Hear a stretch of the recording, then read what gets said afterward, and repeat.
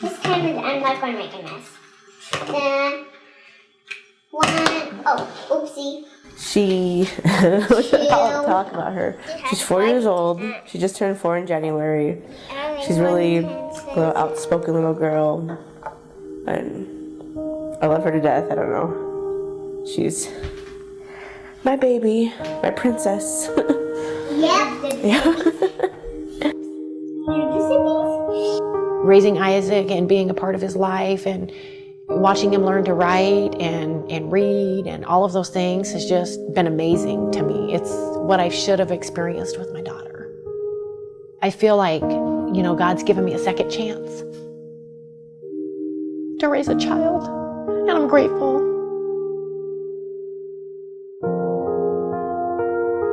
The stuff I'm doing now to try to be a mom, I can't make up anything. Can't make up time. I already know that. But I want to show them that, we don't have to live that. It doesn't have to continue with my granddaughter, or my grandson. It doesn't have to be like that. So. I was 7. I kind of saw through the mosquito door or whatever that there was cops outside, and so then when I went out there, she was just getting arrested, and she was yelling at me saying that she loved me, and that kind of thing, and then that was it. That was the last time I saw her.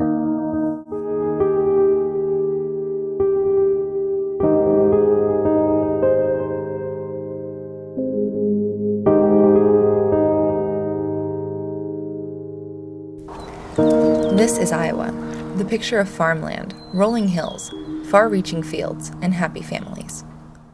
But even as we look at Iowa and see this picture, there are still parts that are unclear and things that go unseen. I'm Katie Coombs, and I grew up in Council Bluffs, Iowa, where I first started the story. Nearly a year ago, I began investigating meth use in my hometown and throughout the rest of the state of Iowa, and what I found often shocked me, as it may shock you. I found that behind this beautiful picture of Iowa, there's a secret and heartbreaking addiction that tears families and communities apart. That children who grow up in homes with meth-addicted mothers often find themselves entering the cycle of drug use too.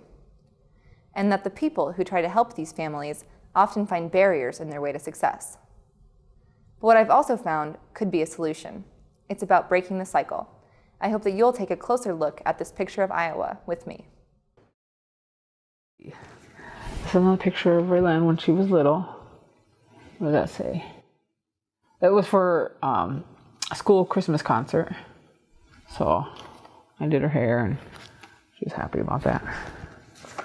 I tried to be a good mom, but I don't know how good I was because, it was always high. Glennis Guerrero, mother of 4, is now also a proud grandmother of 4. She is active in her church and community. She is a helpful mentor and godmother for her close friends. She's always trying to improve herself and help those around her. But her life has not always been this way. From the time Glennis was 17 until she was 33 years old, she was addicted to methamphetamine. All the while, she tried to raise her children.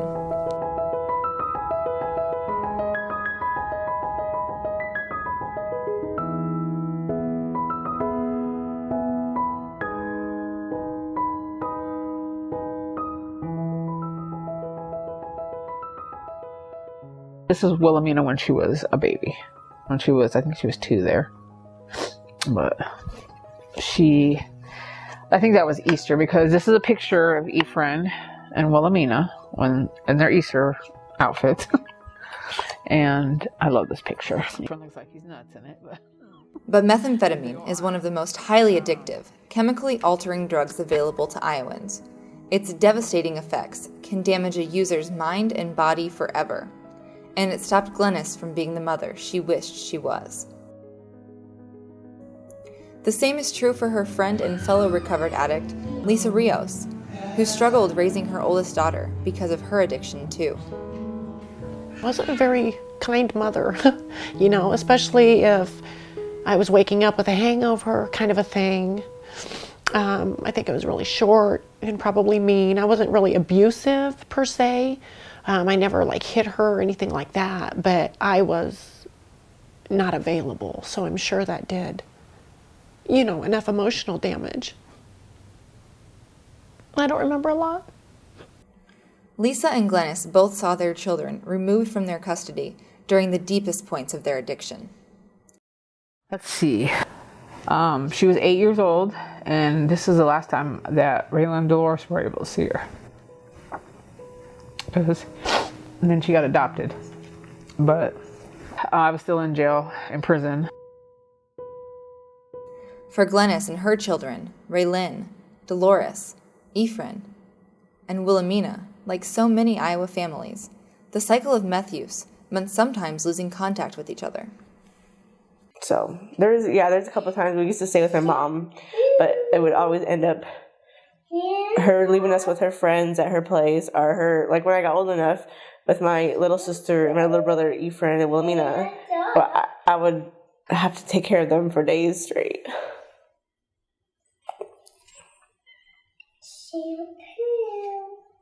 So I would call my grandma again to come pick us up. And she used to tell me all the time why I always wanted to go back with my mom. And I just never told her why, but it's always just because I wanted to have a mom. Take a drink.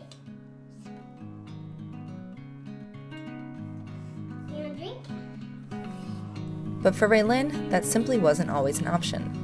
It was from her mother's own store that Raylin first tried the drug herself.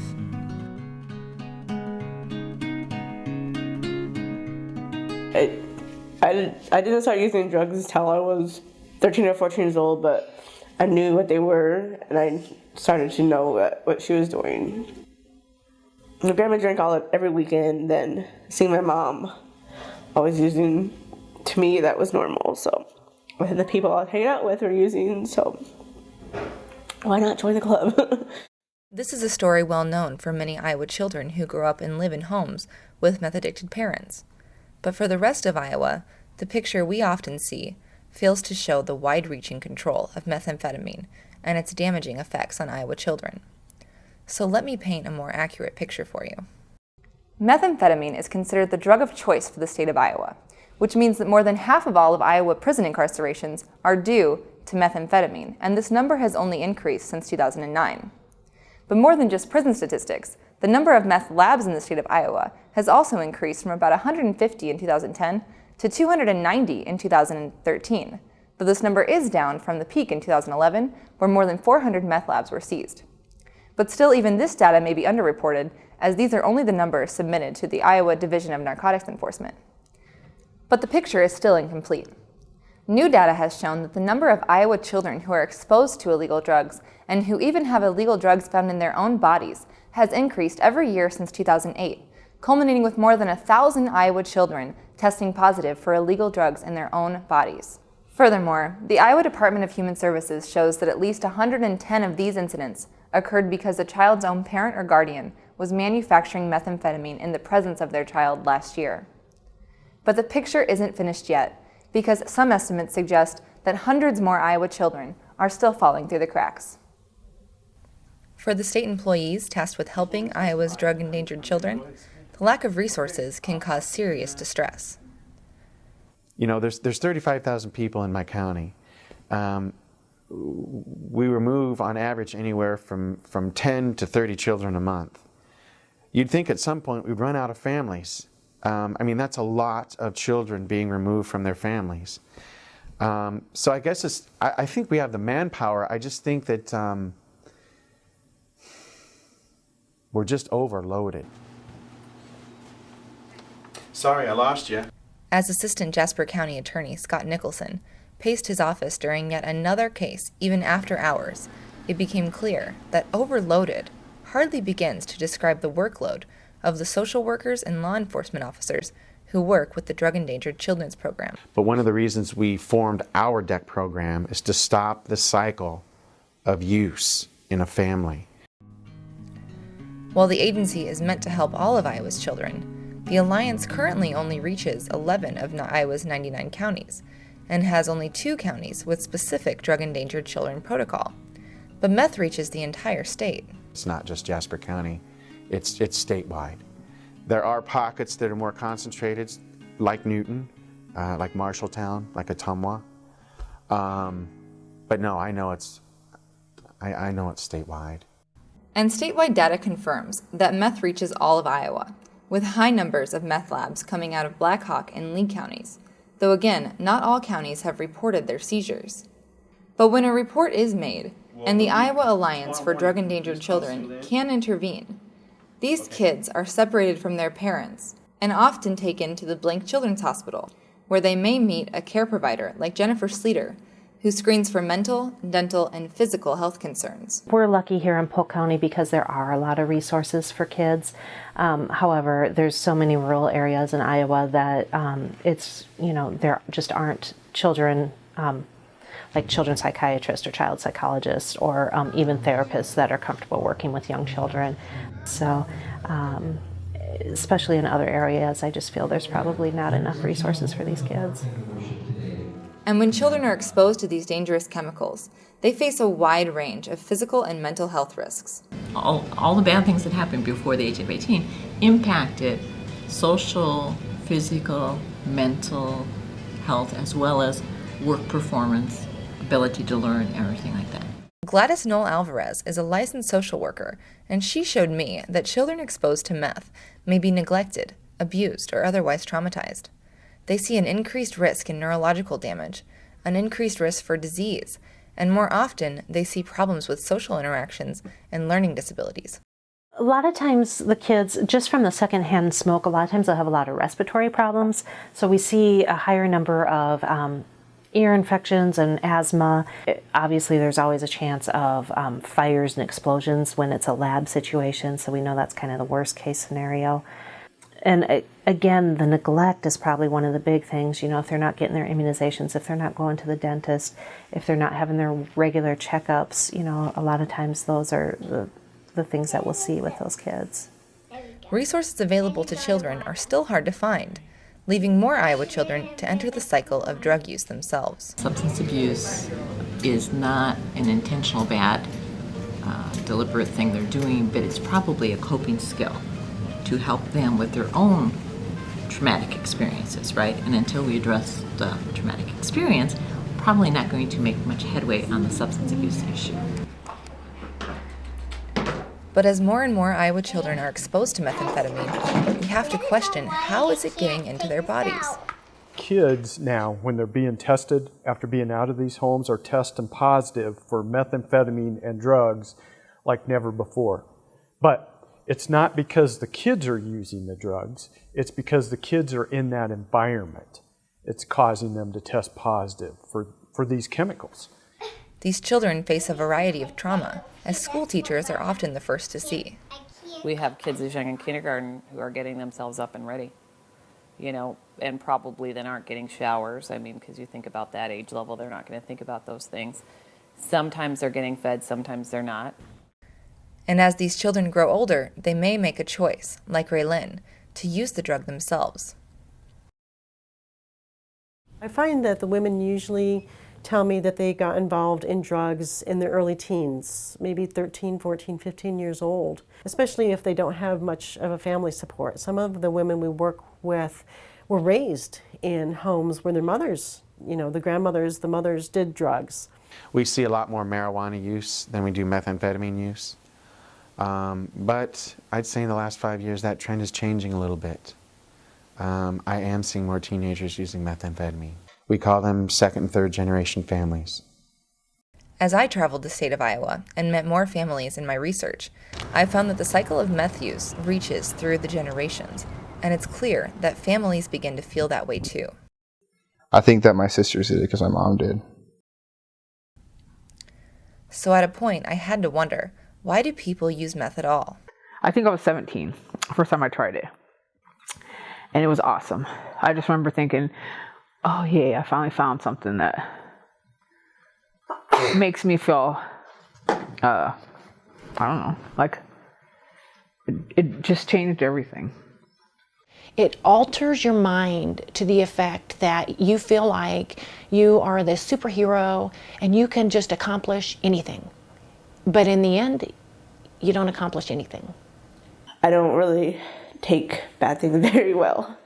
So that's when I relapsed. And then after that, because I didn't know what to do with myself, or because he took my daughter from me, I started to use and I didn't stop using because I didn't know what else to do.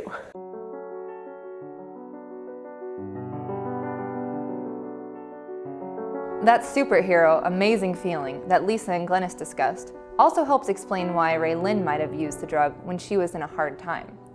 Most simply put, methamphetamine makes the user feel really, really good. It's a crystal-like drug that can be eaten, injected, snorted, or smoked. However it's consumed, it releases these pleasure sensors called dopamine, and according to some research, meth can release even 4 times as much dopamine as a drug like cocaine, and 10 times as much dopamine as sex. Experts say that this kind of dopamine release is not possible by normal activity, but the pleasure comes at a high cost. Meth will change a user's body and mind, and could destroy their family. And they took my daughter. And it's really a sick mind to think that you can parent somebody when you're under the influence of that drug. It does not, however, ever stop a mother from truly loving her children, but it's something so much greater than we are.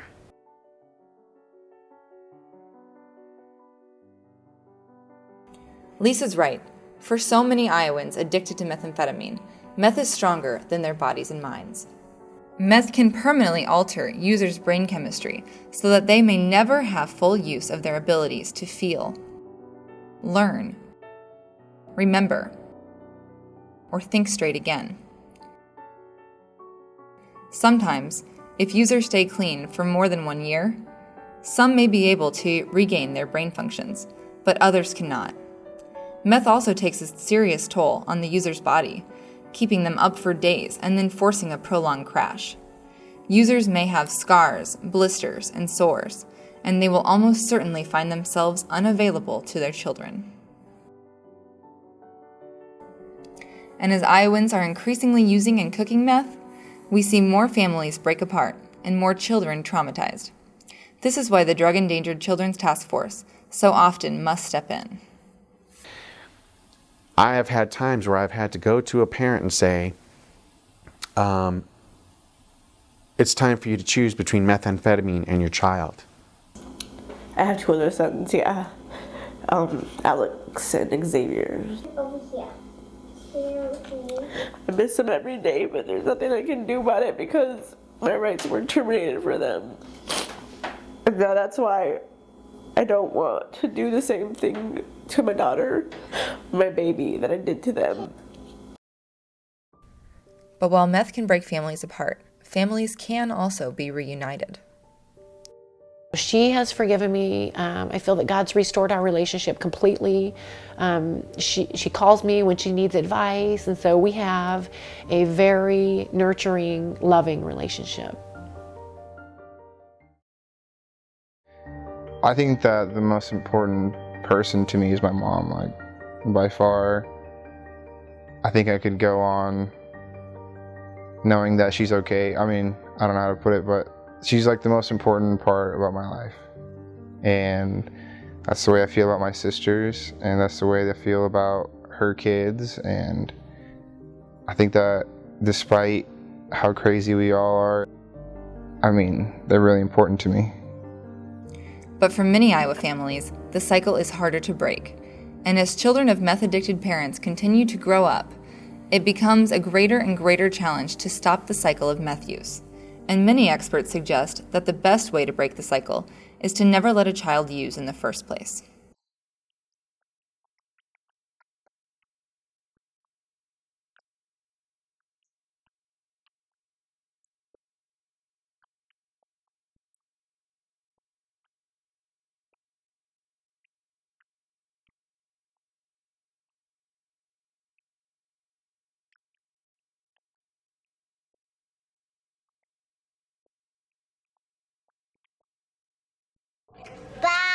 But for all those who work to break the cycle, there are more children who stay out of reach. That the parents are exhibiting behaviors. The methamphetamine, for some reason, it's concentrated in the Midwest very badly right now. But does meth have to have such a strong hold? Aren't there ways to help break the cycle? For meth users, perhaps the answer comes from within. I feel that I was delivered from that addiction, because the desire was gone. Has it been gone the entire 10 years? No. But in those moments, I just thank God that I'm not who I was. I just say no. Just like the slogan that says, just say no, It's hard maybe the first time, but when you're delivered, and you don't desire that at all. But for children, can they just tell a parent no? The DEC program that's what it's designed for, is the children. I know, some people think drugs are a choice. It's a choice people make. Well, what I'd offer to you is that's one thing, but the children, a lot of times, they don't have a choice. It's a community, it's a systems issue, and how the whole system, how the whole community responds to individuals, be that in a school, be that in juvenile justice, in the courtroom, in a mental health facility, wherever. Everybody needs to do that.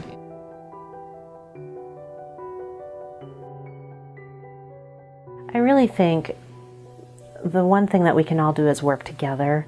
Like I said, having all the agencies working together and communicating is really important in first identifying these kids to be able to try to get the services that they need, and then following through to make sure that they're continuing to get what they need, providing those services for those kids and for the parents to be able to become healthy and stay healthy. It affects in a family where the parents are using methamphetamine, it affects every part of that family, socially, economically, mentally, emotionally. All aspects are affected when a parent is hooked on methamphetamine. Yet despite this knowledge, Iowa communities have very few resources in the state. In schools, where most children expect to find help, the Drug-Free Schools and Communities program has been eliminated, first reduced by more than $300,000 between 2012 and 2013, and then reduced to $0 during fiscal year 2013. This reduction is largely attributed to programs like DARE, which many believed was unsuccessful, and were simply not replaced. And while it may not seem like funding is short, because schools and the Department of Human Services together account for about 2/3 of Iowa's total state budget, funding is still lacking where long-term child mental health care is concerned. And hundreds of Iowa children still fall through the cracks. As funding is cut in schools, it's also cut in local law enforcement training, leaving many wondering, what does the future hold for Iowa's children? And what does the future hold for Iowa? Maybe with a more clear picture, Iowans together can find a way to break the cycle.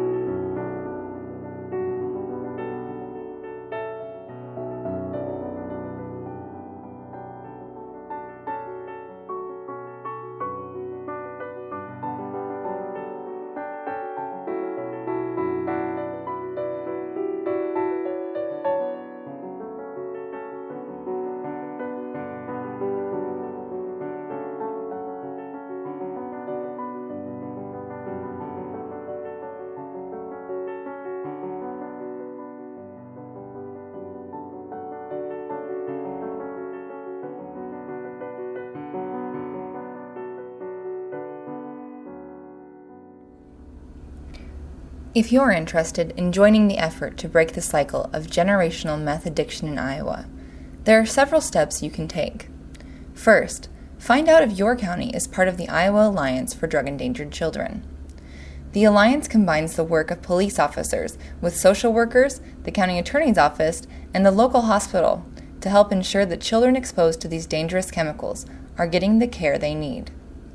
If your county is one of the 97 counties in Iowa that does not currently have a drug endangered children protocol, reach out to your local police and tell them this is something important to you.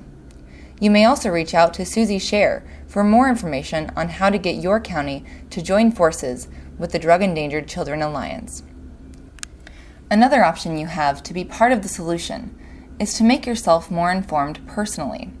Maybe you work with children as a daycare provider, a teacher, or are considering foster care or adoption yourself. Perhaps you know a child who has been exposed to trauma and want to do all you can to help that child become a successful adult. Gladys Knoll Alvarez wants to help people like you stay informed and has launched the Trauma Informed Care Project to help form compassionate communities. For more information about the Iowa Trauma Informed Care Project, reach out to Gladys Knoll Alvarez or check out their website. But perhaps you're in a different situation and personally need help breaking the cycle of your own addiction. People like Gene Stevens of HopeNet Ministries in Council Bluffs, which is also where Glennis and Lisa are still volunteering, want to help any Iowan struggling with addiction find the means to break their own tormented cycle. And of course, if you believe that a child you know may be in danger of abuse or neglect, always report it. Call the Iowa Department of Human Services Child Abuse Hotline on the screen now and start breaking the cycle of meth addiction today.